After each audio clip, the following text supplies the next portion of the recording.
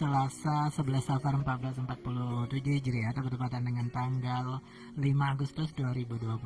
Sahabat siaran Dorong Dorda kembali dapat menyapa sahabat di Inspirasi Sore dengan acara parenting pada sore hari ini, mendidik anak dalam Islam. Baik sahabat saudara, kita awali jumpa kita dengan mengucapkan basmalah. Bismillahirrahmanirrahim.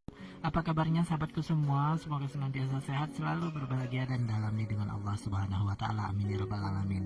Ya sahabat sahabat, sore hari ini kembali kita bersama Ustadz Khairuddin Harahap.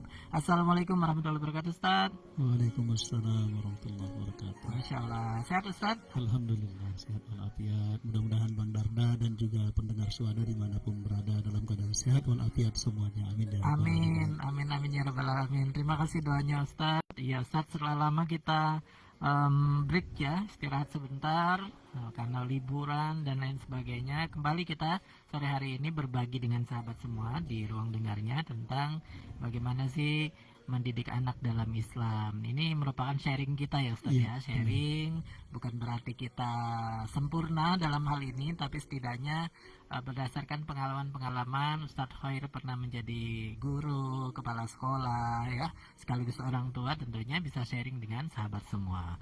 Baik Ustadz, sore hari ini kita akan berbagi dengan sahabat semua tentang bagaimana peran guru dalam menjadi pendidik ya Ustadz ya. Baik, silakan Ustadz. Bismillahirrahmanirrahim. Assalamualaikum warahmatullahi wabarakatuh. Waalaikumsalam warahmatullahi Alhamdulillah, Allahumma salli wa sallim wa barik ala sayyidina Muhammadin wa ala alihi wa ashabihi wa mawalana haula wa la quwwata illa billahil aliyyil azim.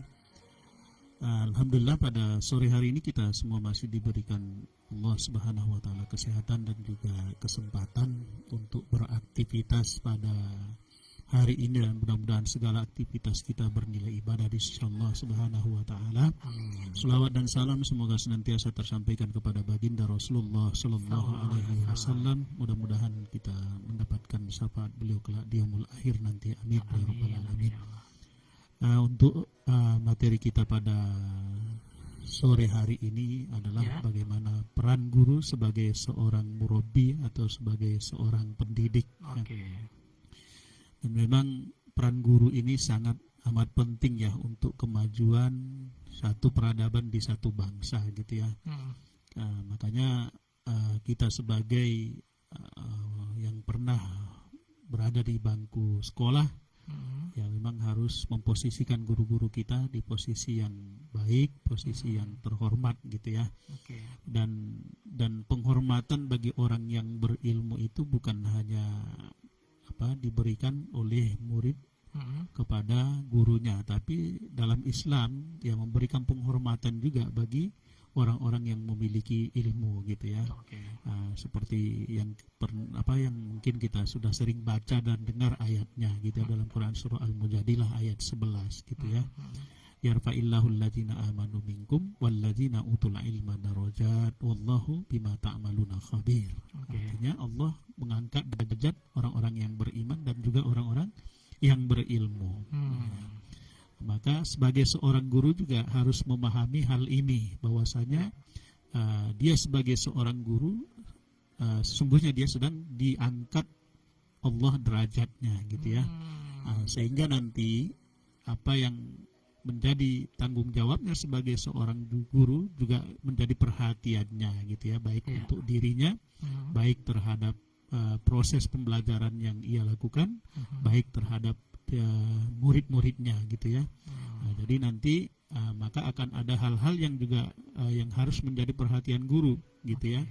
Maka bagaimana ia memperlakukan dirinya, bagaimana ia memperlakukan proses pembelajaran itu sendiri, dan bagaimana ia memperlakukan murid-muridnya gitu ya. Nah, itu yang pertama, bahwasanya derajat orang yang berilmu itu Allah tinggikan gitu ya.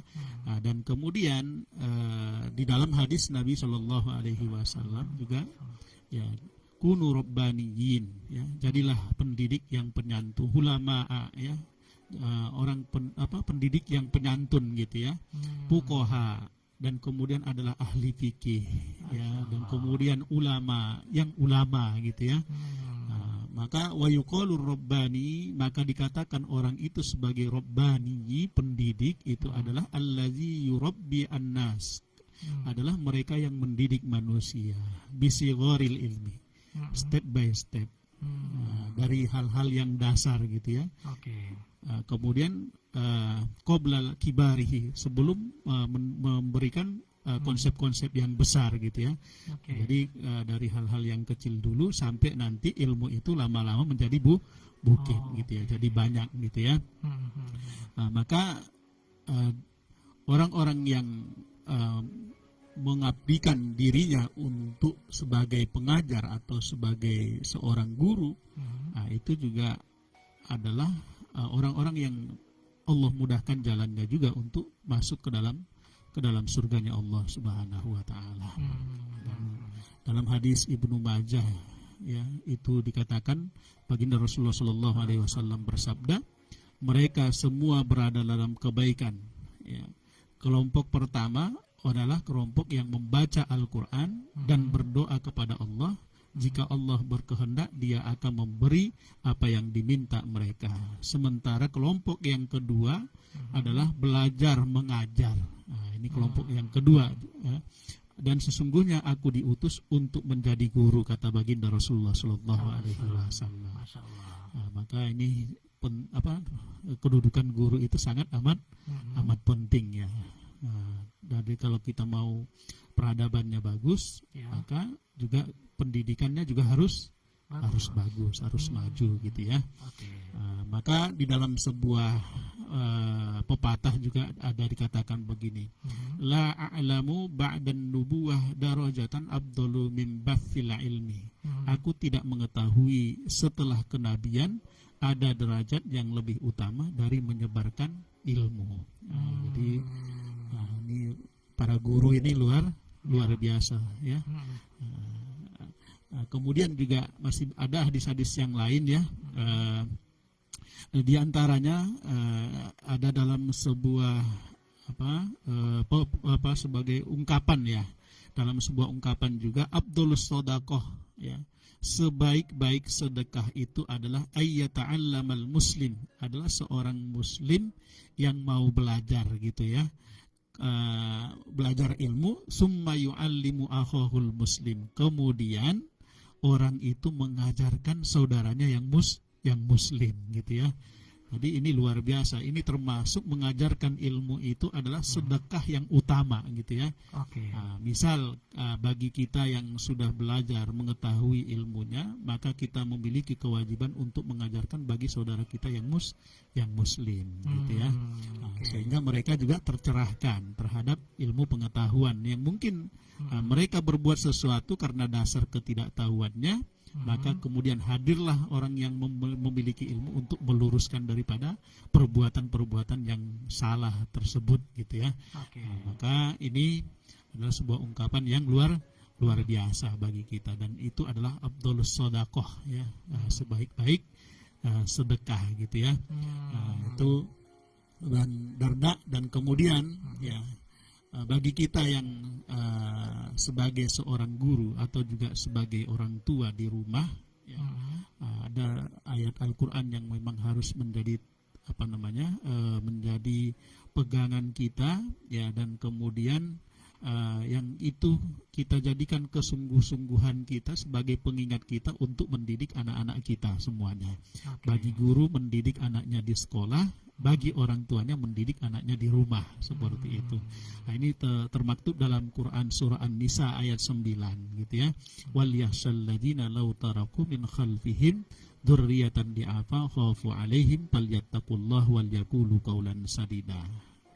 Hendaklah mereka merasa takut orang-orang yang seandainya mati dan kemudian meninggalkan setelah mereka keturunan yang lemah, yang mereka khawatir terhadapnya, maka bertakwalah kepada Allah dan berbicaralah dengan tutur kata yang benar dalam hal menjaga hak-hak keturunannya gitu ya. Nah, ini penting ini ya, sebagai orang tua, sebagai guru. Nah, jangan sampai nanti kita datang ke sekolah hanya sekedar menggugurkan kewajiban kita, tetapi sebenarnya ada tujuan yang besar yang harus kita capai ketika kita berperan sebagai guru di sekolah. Ya, di antaranya itu kita mengamalkan firman Allah Subhanahu wa taala dalam Quran surah An-Nisa ini. Ya, sehingga kita sungguh-sungguh juga melahirkan, membentuk generasi itu gitu ya. Kita tidak mau meninggalkan generasi yang lemah. Maka oleh karena itu kita sebagai guru juga di sekolah inginnya itu apa? Anak-anak kita itu maju, pengetahuannya bagus gitu ya. Dan kemudian juga bukan hanya bagus dari sisi pengetahuannya, tapi sikapnya juga bagus. Bukan hanya dari sisi sikapnya juga, tetapi dari sisi keterampilannya juga bagus gitu ya. Dan kemudian bukan hanya itu, tetapi fisiknya juga kuat gitu ya. Nah, itu yang kita harapkan. Itu sejalan dengan kurikulum yang diterapkan oleh pemerintah saat ini gitu ya. Ada olah rasa, ada olah pikir, ada olahraga, kemudian ada olah hati gitu ya, olah jiwa gitu ya. Ada 5 ya. Jadi 4 ya. Ya. Iya, jadi itu sesuatu yang memang sejalan dengan konsep yang diajarkan di dalam agama kita, dalam Islam gitu ya. Nah, bagaimana kita melihat anak itu seutuhnya ya, bukan hanya dari satu sisi yang kita kembangkan kemudian kita abaikan yang lainnya gitu ya. Maka disinilah pentingnya peran guru dan juga peran orang tua harus bersinergi antara sekolah dan rumah seperti itu.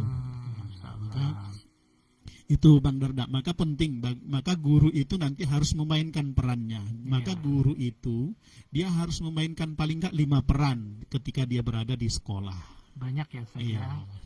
Dan ini luar biasa ya. Kalau selama ini mungkin ya kebanyakan dari guru itu lebih kepada memainkan satu perannya saja. Iya. Dia hanya mengajarkan transfer pengetahuan saja gitu ya. Padahal tugas guru itu lebih dari itu gitu ya.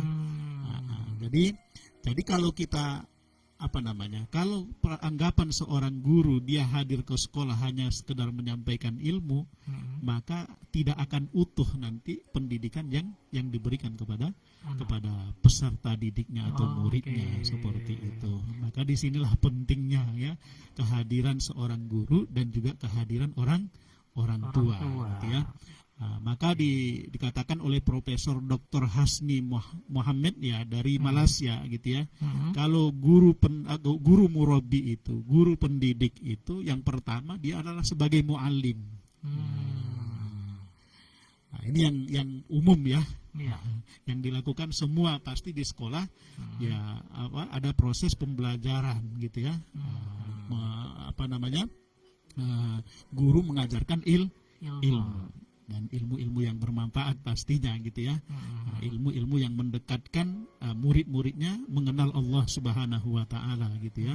Dan kemudian ilmu yang diajarkan oleh gurunya yang bermanfaat untuk dirinya, lingkungannya dan juga keluarganya gitu ya, dan untuk masyarakat sosial di sekelilingnya gitu ya. Nah, kalau ilmu yang seperti teori-teori, konsep-konsep itu berarti guru baru memainkan peran sebagai seorang muallim, sebagai seorang guru, yaitu mentransfer pengetahuan kepada muridnya seperti itu. Dan ini pasti dalam setiap proses pendidikan akan dilakukan gitu ya. Tapi apakah kita sebagai seorang guru atau sebagai orang tua, misal kalau kita mendidik anak kita di rumah hanya sekedar konsep-konsep itu saja, tentunya tidak. Karena tadi kita mau anak-anak kita itu tumbuh kembangnya dengan baik gitu ya, baik itu jiwanya, ya, baik itu akalnya, baik itu fisiknya, baik itu hatinya gitu ya. Jadi ini maka nanti selain peran muallim tadi, guru harus memainkan perannya. Di antaranya apa? Ya di antaranya dia sebagai muaddib. Ya, guru itu harus hadir di sekolah sebagai muaddib. Apa itu, Ustaz? Nah, orang tua itu juga harus hadir di rumah sebagai muaddib. Apa itu? Yang memberadabkan anak-anaknya. Yang memberadabkan murid-muridnya gitu ya. Nah, makanya saya sering sampaikan ya kalau ke teman-teman ketika ada diskusi sama guru gitu ya, nah, kita itu harus memainkan sinergi antara kolaborasi antara rumah dan sekolah. Jangan mau mengambil semua peran gitu ya. Nah, karena peran diantaranya muaddib ini, peran orang tua itu sangat besar, tetapi di sekolah itu juga perlu diperankan oleh para para guru, yaitu Oke. untuk membentuk karakter, membentuk Anak. adab daripada murid-muridnya gitu ya. Dan harus ada kerjasama ya Ustaz Iya, ya. dan harus ada kerjasama yang baik tentunya gitu ya. Maka tadi ya, maka ketika guru itu dia memainkan perannya sebagai muadib, maka di sini perlu kesabaran yang luar biasa, perjuangan yang luar biasa, pendampingan yang luar biasa. Capek Karena pastinya. dari sisi sikap, tingkah laku, perilaku anak-anak dia perhatikan. Iya. Mulai dari hal yang kecil ketika anak-anak itu berada di sekolah gitu ya. Mulai bagaimana mereka datang, ya kan? Bagaimana mereka berpakaian, bagaimana mereka berpenampilan, bagaimana mereka bertutur kata. Apakah itu bertutur katanya kepada sesama temannya, sebaya, atau di atas usianya atau di bawah usianya gitu ya. Dan bagaimana anak-anak itu bertutur kata dengan gurunya, dengan orang tuanya, dengan lingkungannya, seperti itu. Maka kan kalau kita lihat ya, itu bukan tugas yang sederhana gitu ya. Berat Nah, banget. tetapi harus dimulai karena memang kita peran kita sebagai guru murabbi itu dia harus memperhatikan hal ini, dia harus memerankan dirinya sebagai muadib gitu ya. Oke. Nah, ini yang kedua Bang Joni. Dan itu ini Ustaz ya, tidak hanya berlaku untuk guru di sekolah Islam ya. Iya. Guru di Di sekolah sekolah umum manapun juga itu sama. dia harus memainkan itu, karena kan pembentukan karakter ini ya. Nah, ini kan tugas semuanya gitu ya. Betul. Nah, jadi kalau kita misal karakter bersih, ya harus dibangun mulai dari yang terbawah sampai yang teratas gitu ya. Oke. Nah, sesuatu itu kalau mau menjadi sebuah budaya di lingkungan itu, budaya yang baik di lingkungan sekolah, maka itu harus dilakukan secara bersama-sama. Misal 5S akan tampak gitu ya, senyum, salam, sapa, sopan, santun gitu ya. Nah, tapi itu kan harus dimulai. Ya kan tidak semua orang mudah untuk menebar senyum, mudah untuk menyapa gitu ya, mudah untuk mengucapkan salam. Tapi bagi mereka yang jarang, ketika itu menjadi sebuah kebiasaan di satu tempat, maka juga otomatis orang itu akan terikut gitu ya. Makanya kalau di sekolah itu kan, kalau rata-rata itu anak-anak itu dari kalau di sekolah umum sampai jam 3 gitu ya. Mungkin kalau di beberapa sekolah ada yang sampai jam 4 gitu ya. Maka semua aktivitas anak-anak yang ada di sekolah itu kalau bisa dibuatkan semua SOP-nya. Ya kan? Ketika makan seperti apa adabnya, diajarkan adabnya. Ketika berada di masjid, diajarkan bagaimana adab di masjid gitu kan. Ketika dia berinteraksi dengan Al-Qur'an, bagaimana adabnya dengan Al-Qur'an. Dan itulah tugas guru gitu ya, sebagai muadib. Tapi kalau nanti guru ya yang hanya memaknai dirinya itu hanya sebagai pengajar, ketika ada anak-anak yang mungkin kurang rapi dalam tampilan gitu ya, maka mungkin bisa saja hal-hal yang seperti itu diabaikan. Nah, itu bukan tugas saya gitu kan. Nah, tugas saya kan ke sini hanya untuk menjadikan anak ini pintar gitu kan. Pintar saja kan nggak cukup ya. Jadi ini penting untuk pengetahuan kita sebagai seorang guru ataupun sebagai orang tua, untuk peran kita itu untuk memberadabkan diantaranya kepada anak-anak kita gitu ya. Itu yang kedua Bang Darda. Sampai di sini kira-kira ada yang mau Bang Darda sampaikan terkait dengan sebagai muallim dan muadib ini gitu ya. Iya betul Ustaz. Jadi menarik ini memang Ustaz. Jadi bagaimana di kondisi sekarang kan beda ya Ustaz ya dengan zaman dulu ya. Mengajarnya pasti butuh sekarang perjuangan, pengorbanan yang lebih. Apalagi anak-anak sekarang dipengaruhi oleh media-media ya, teknologi baru yang semakin canggih. Karena tadi tugas guru itu adalah memberadabkan. Namun sekarang kan anak-anak itu cukup berani dengan guru ya. Ada kasus terbaru kemarin, misalnya anak ya berjilbab ya di sekolah, entah di sekolah negeri atau apa, dia mengacungkan jari tengah kepada gurunya dan divideoin oleh temannya dan disebarluaskan. Akhirnya ya sekolah mengambil hukuman untuk dikeluarkan dari sekolah tersebut. Nah, jadi bagaimana sekarang guru itu dengan pola tingkah laku murid yang luar biasa, bahkan sampai mengancam, akhirnya guru menjadi acuh tadi Ustadz ya. Guru menjadi acuh, takut ketika dipermasalahkan oleh orang tuanya misalnya, akhirnya mereka ya sudah, tugasku adalah mengajar saja di sekolah ini ya. Padahal konsekuensinya tadi kan ternyata tidak hanya mengajar, tapi memberadabkan juga gitu. Itu gimana ya Ustadz? Iya, memang kadang-kadang di satu sisi kita dilema ya dengan kondisi-kondisi yang ada saat ini gitu ya. Sehingga memang guru-guru kita juga yang ada mungkin yaitu ada rasa khawatir, rasa takut gitu ya ketika melakukan sebuah tindakan yang itu juga dianggap bagi mungkin sebagian orang melakukan kekerasan terhadap anak gitu ya. Dan mungkin ya makanya pentingnya bagi kita sebagai penyelenggara pendidikan itu adalah bagaimana untuk membangun sinergi yang kuat ya antara orang tua dan dan sekolah gitu ya, antara sekolah dan rumah gitu ya. Nah, sehingga nanti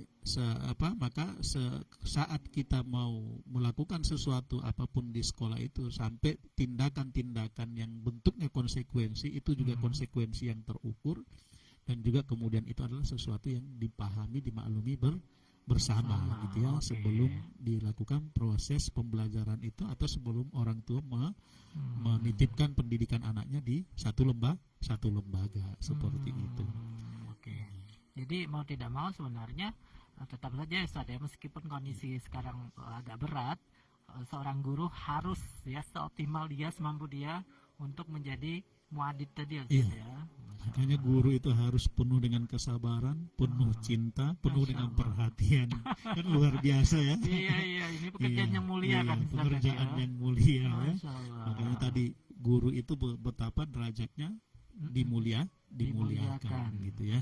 Nah, maka seperti mungkin yang sebelum-sebelumnya kan kita sudah pernah sampaikan juga ya, bagaimana ketika orang menganggap remeh terhadap guru, apakah itu dilakukan oleh murid atau orang tua yang menitipkan pendidikan anaknya di satu lembaga gitu ya. Nah, ini hati-hati karena keberkahan ilmu yang diajarkan itu maka tidak akan didapatkan gitu ya. Jadi seperti itu, dan ini juga mungkin perlu ya perenungan buat kita sebagai orang tua gitu ya. Sehingga nanti kita melihat saat kita menyekolahkan anak, tidak melihat hanya dari sisi perkembangan akademik anak kita saja gitu ya.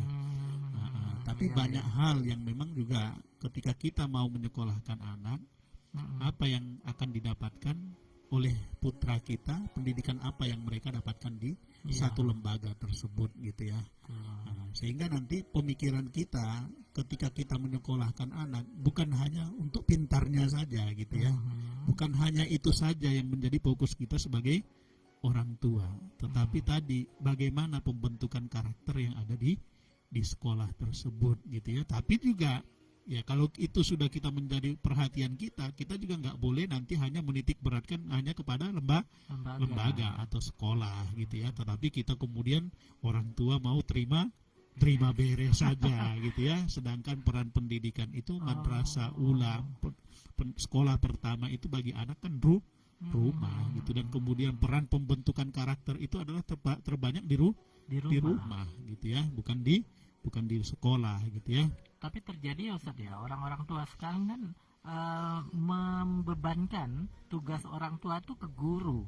Yang terbaru misalnya di media sosial itu, lagi-lagi memang sekarang media sosial memviralkan, tapi juga memberikan pelajaran untuk kita, itu benar, positifnya ya. Jadi orang tua ini jam 2 malam menghubungi gurunya dan meminta tolong ya, halusnya meminta tolong ke guru tersebut agar anaknya ditelepon karena tidak pulang-pulang. Coba bayangkan, tidak pulang sampai ke rumah jam 2 malam dan minta tolong guru. Dan gurunya akhirnya jengah juga mungkin ya, bosan ya. Ini kok orang tua ini mengganggu waktu saya, sampai mengganggu tengah malam masih menghubungi, sehingga dia memberikan pelajaran untuk kita sebagai pembaca. Ini orang tua yang gagal, dia katakan seperti itu. Masa tugas orang tuanya dibebankan kepada gurunya gitu. Jam 2 malam padahal itu kan sudah jam di luar sekolah gitu. Iya, benar. Dan itu banyak Ustadz yang curhat, akhirnya guru-guru di bawah komentarnya itu ya. Makanya ini penting apa namanya pemahaman bersama untuk mendidik ini gitu ya. Iya, iya, iya, iya. Jadi ya memang ya itu tadi ya jangan melepas peran tanggung jawab gitu ya. Orang tua itu yang diminta juga apa pertama sekali pertanggungjawabannya nanti di akhirat itu adalah orang tuanya, bukan gurunya gitu ya. Kalau guru itu adalah bagaimana dia menjalankan tugas-tugasnya sebagai seorang guru gitu ya. Tapi guru ini akhirnya dengan profesinya tersebut bisa saja akhirnya membuat dia Allah ridho ya Ustaz ya. Akhirnya masuk surga gara-gara profesi guru itu ya Ustaz ya. Maka profesi yang mulia ini jangan kita apa namanya harus kita jaga gitu ya. Makanya kalau saya baca dalam ungkapan seorang ulama gitu ya. Tidak Sofyan As-Sauri ya, ungkapannya beliau itu begini, tidak ada sesuatu yang paling sulit aku kendalikan dalam diriku yang kecuali niatku, di annaha tataqallabu kullahinin, kata beliau. Karena memang niat itu bisa berubah sewaktu-waktu dan sangat mudah berbaliknya gitu ya. Maka ya pemilik hati itu adalah Allah gitu ya. Maka tapi ya itu tadi artinya gini, bagaimana kita dalam melakukan kebaikan, proses pendidikan yang kita lakukan, ya kita sebagai berperan sebagai guru itu memang benar-benar kita lakukan Bismillah, harus dengan niat ikhlas karena Allah Subhanahu Wa Taala. Gitu. Dengan itu hari Allah membantu ya Ustaz ya, menolong insya kita Allah, ya. Ya. Makanya guru itu tadi kalau dia mau adib, dia enggak nanti kita lanjut ya Bang Joni ya ke tahap berikutnya. Siap. Selain dia mau adib, maka dia sebagai mudarib Bang Joni. Kalau guru murabbi itu dia juga harus memainkan dirinya sebagai mudarib, sebagai trainer. Masya Allah. Ya, sebagai pelatih. Ya. Kalau pelatih itu kan dia juga harus hadir terus membimbing sehingga orang itu terampil gitu kan. Betul. Nah, berarti ini mengasah keterampilan. Bagaimana anak-anak itu muncul skillnya, ya kan? Bagaimana anak-anak itu minat bakatnya terkembangkan, gitu kan? Dengan baik gitu ya. Maka ini juga satu pendidikan juga harus dia melakukan bagaimana memperhatikan bagaimana untuk mengembangkan minat bakat itu gitu ya. Tapi nanti kalau tugas secara individu sebagai seorang guru dari setiap materi itu kan pasti ada keterampilannya. Maka guru itu harus mengawal itu gitu ya. Setidaknya menstimulasi. Iya, menstimulasi bagaimana supaya anak-anak itu dari materi yang diajarkan itu dia memiliki skill keterampilan gitu ya. Misal ya kan kalau kita misal mengajarkan toharo, ya kan keterampilannya pasti ada. Bagaimana anak ini benar-benar paham bagaimana bertoharo yang baik dan benar gitu kan. Bukan hanya secara teorinya yang mereka dapatkan gitu ya, tetapi bagaimana anak ini terampil. Ya kan? Bagaimana bersuci dari hadas kecil, bagaimana bersuci dari hadas besar gitu kan, bagaimana bersuci dari najis kecil, najis pertengahan, najis berat gitu kan. Nah, ketika mereka bisa menguasai itu kan satu keterampilan, bukan hanya bisa membunyikan secara teori gitu kan. Jadi ini penting juga ini, karena setiap materi-materi yang ada itu pasti ada keterampilannya, dan pasti ada manfaat. Materi-materi yang diajarkan itu ada manfaatnya untuk kehidupan sehari-hari gitu kan. Dan itulah hakikat belajar ya. Dan itulah hakikat belajar, bukan hanya berteori gitu ya. Masya Allah. Sehingga nanti itu tadi yang kita inginkan itu seperti yang dikatakan dalam sebuah pepatah kan, al ilmu bila amalin kasajarin bila samarin. Ilmu kalau nggak diamalkan itu seperti pohon yang yang tidak berbuah. Nah, tidak ada daunnya, tidak ada buahnya gitu ya. Nah, itu ibarat ilmu yang nggak diamalkan gitu kan. Nah, Tapi kalau ilmu itu semakin diamalkan, maka dia semakin rindang ya. Semakin rindang, buahnya juga semakin Banyak. banyak. Masya Allah. Ya, dan manfaatnya bukan hanya diperoleh di dunia, tapi Iya. juga nanti ketika kita sudah berada di alam barzah. Masya Allah. Nah, Masya maka Allah. beruntunglah bagi kita yang mau mengajarkan ilmu. ilmu. Balighu anni walau ayah, sampaikan kalaupun satu Satu ayat gitu ya. Masya Allah. Nah, Jadi maka profesi guru ini Iya. aduh, mantap ya Ustadz ya. iya. Makanya ini penting untuk dijaga ya keikhlasan kita ketika kita Nah, menjadi itu dia. seorang guru. Jadi harus Iya. perankan tadi, peran apa yang pertama? Mu'alim, Mu'alim, Mu'addib, dan kemudarris. mudarris. sebagai Masya Allah. sebagai trainer yang membentuk keterampilan anak gitu ya. Jadi bisa dibayangkan anak-anak kita itu kalau misal di sekolah yang ada pelajaran Al-Qur'annya, anak-anak itu bukan hanya sekedar tahu baca Al-Qur'annya, tetapi dia juga memiliki skill, yaitu pemahaman, yang kemudian nilai-nilai itu dia terapkan di dalam kehidupan sehari-hari gitu kan. Nah, dan kemudian bukan hanya di sekolah baca Qur'annya, kalau udah terampil itu ketika juga nggak di sekolah dia tetap baca Al-Qur'an. Dan itu tugasnya siapa? Tugasnya guru. Bagaimana guru itu memberikan pemahaman, kesadaran sehingga bacaannya bagus, kemudian itu dia terapkan dalam kesehariannya gitu ya. Maka ayo semangat para guru gitu ya. Luar biasa. Jadi kalau kita mau lihat tugas guru itu atau guru sebagai murabbi atau guru sebagai pendidik tadi luar biasa ya, yang harus makanya ya kalau dalam taklim muta'alim itu ya dikatakan begini, ilmu itu nggak bisa dihargai dengan materi. Saking tingginya ilmu ya. Ilmu itu derajatnya tinggi, mulia, besar gitu ya. Maka saya itu kalau ada orang menyinggung misal nih orang tua kita di sekolah swasta misal ya berbayar, ya sebenarnya bayaran itu tidak ada apa-apanya gitu ya, kalau dengan ilmu atau pengalaman belajar yang mereka dapatkan. Masya Allah. Ya kan? Karena itu tadi ya, kalau ilmu itu dihargai nggak akan bisa dihitung gitu ya harganya gitu ya. Jadi jangan sampai orang tua berpikir saya sudah bayar mahal-mahal gitu ya.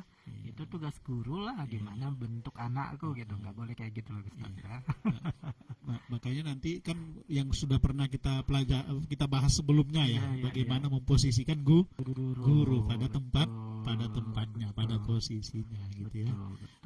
Jadi ini penting ya. Kemudian yang berikutnya Bang Darda, ini sampai jam berapa kita Bang Darda? 30 menit aslinya, tapi boleh Ustaz ditambah kalau ini masih ada 2 lagi ya. Guru itu sebagai muwajjih yang keempat ini. Muwajjih, Masya Allah. Guru itu sebagai penasehat ya.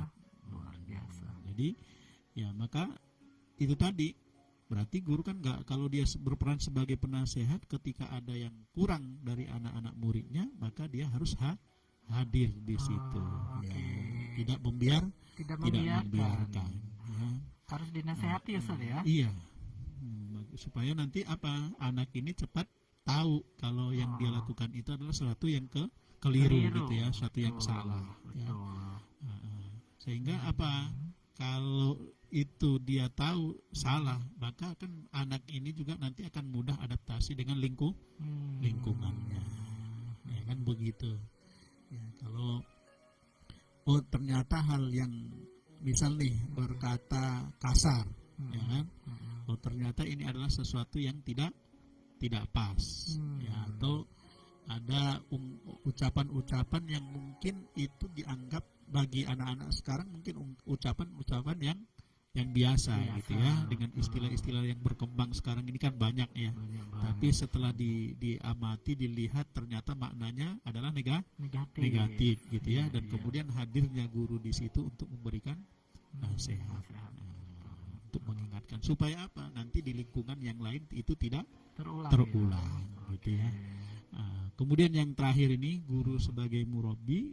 Ini menurut Profesor Dr. Hasni Muhammad ya. Yang terakhir ini adalah guru itu sebagai mursyid ya, sebagai model ya, Teladan ya, Ustaz, ya. sebagai teladan ya, Masya sebagai Allah. menjadi rujukan oleh murid-muridnya gitu ya. Nah, jadi mursyid itu jadi dia nanti bisa dijadikan teladan oleh murid-muridnya ya kan? Masya Allah. Jadi ini sangat pentingnya. Maka guru, kalau dalam istilah itu apa Bang Darda? Guru kencing berdiri, murid Kencing kencing berlari berdiri gitu ya. Jadi emang digugu dan ditiru ya, Guru Ustaz, dan ya. ditiru. Maka guru itu yang terakhir perannya adalah sebagai mursyid. Dia harus siap menjadi teladan. Maka teladan yang dicontoh adalah teladan yang baik pastinya gitu ya. Nah, maka nanti berikutnya materi kita ini Bang Darda adalah bagaimana adab guru terhadap dirinya, kemudian terhadap proses pembelajaran yang ia lakukan, dan juga kepada murid-muridnya gitu ya. Dan ini penting untuk kita sebagai guru ya, untuk mengetahui bersama-sama. Mungkin ini Bang Darda ya, mudah-mudahan kita sebagai guru dimanapun berada bisa memainkan peran kita ini dengan baik. Amin. Kita sebagai mu'alim, kita sebagai mu'adib, kita sebagai mudarrib, kita sebagai mursyid, kita sebagai muwajjih gitu ya. Masya Allah. Mohon maaf jika ada hal-hal yang kurang berkenan. Billahi taufiq wal hidayah. Assalamualaikum warahmatullahi wabarakatuh. Waalaikumsalam warahmatullahi wabarakatuh. Masya Allah Ustaz, terima kasih atas sharingnya sore hari ini tentang peran guru sebagai murabi, peran guru sebagai muadid ya, pembentuk adab, terus juga sebagai trainee ya, pelatih, mudarrib, terus juga dia juga sebagai pemberi nasihat, juga sebagai teladan ya. Jadi tugasnya banyak banget sahabat suada ya, luar biasa. Nah ini untuk pemangku kebijakan, gurunya harus ini ya, diperhatikan ya. Karena tugasnya banyak banget ya. Masya Allah. Baik, demikian kebersamaan kita di sore hari ini. Terima kasih Ustaz atas kehadirannya. Insyaallah kita akan lanjut di waktu yang sama di pekan depan, lanjut tentang mendidik anak dalam Islam. Ini penting sahabat, sehingga selalu sediakan waktu di hari dan waktu yang sama. Baik, kita tutup dengan hamdalah, alhamdulillahirabbil alamin, dan doa kafaratul majelis. Subhanakallahumma wa bihamdika asyhadu an la ilaha illa anta astaghfiruka wa atubu ilaik. Wassalamualaikum warahmatullahi wabarakatuh. Waalaikumsalam.